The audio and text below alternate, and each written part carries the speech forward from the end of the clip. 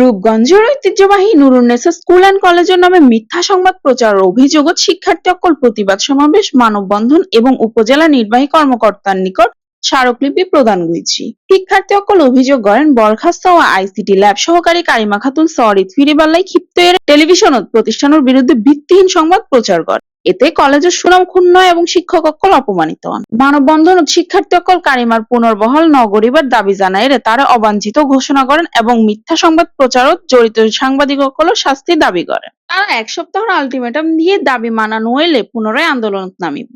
পরে পুলিশ প্রশাসন এবং স্থানীয় নেতাকলের হস্তক্ষেপে পরিস্থিতি নিয়ন্ত্রণে দেয়। শিক্ষার্থী অকল ইউএনওর হাতে স্মারকলিপি দিয়ে ক্লাসত ফিরে যায়। কলেজ কর্তৃপক্ষ ও অ্যালুমনাই অ্যাসোসিয়েশন জানায় মিথ্যা সংবাদ প্রচারকারী অকলের বিরুদ্ধে মানহানি মামলা গঠন হইব এবং শিক্ষার সুষ্ঠু পরিবেশ রক্ষার প্রয়োজনীয় ব্যবস্থা লওয়া হইব।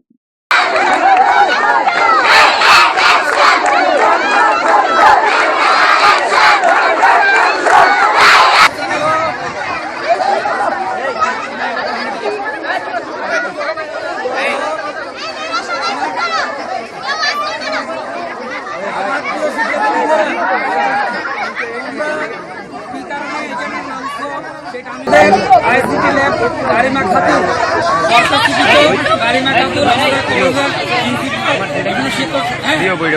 সাথে প্রতিষ্ঠানের নামে যে খবর প্রচারিত করেছে সেটার বিরুদ্ধে তোমরা অবস্থান নিয়েছো, কেননা প্রতিষ্ঠান কি পূর্ণ হয়েছে, বদনাম হয়েছে, সেটার জন্য তোমরা এখানে রাস্তায় নেমেছো।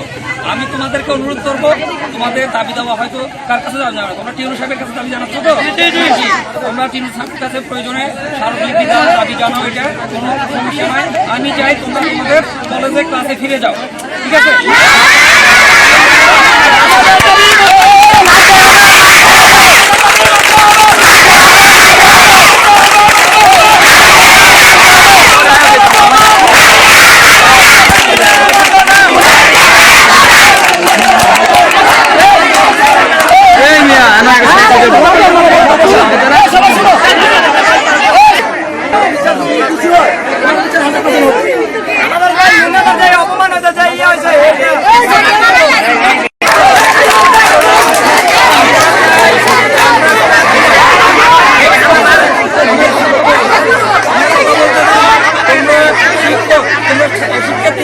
আমরা চাই না তোমাদের কোনো ক্ষতি হোক, তোমরা পড়াশোনা বাদ দিয়ে রাস্তায় নামবে, সেটা হতে পারে না।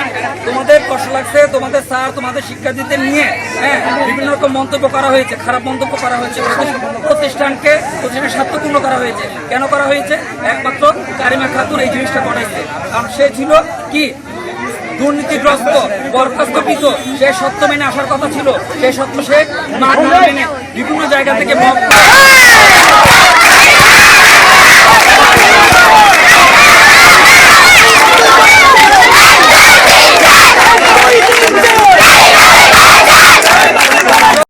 PNTV news, Chittagong.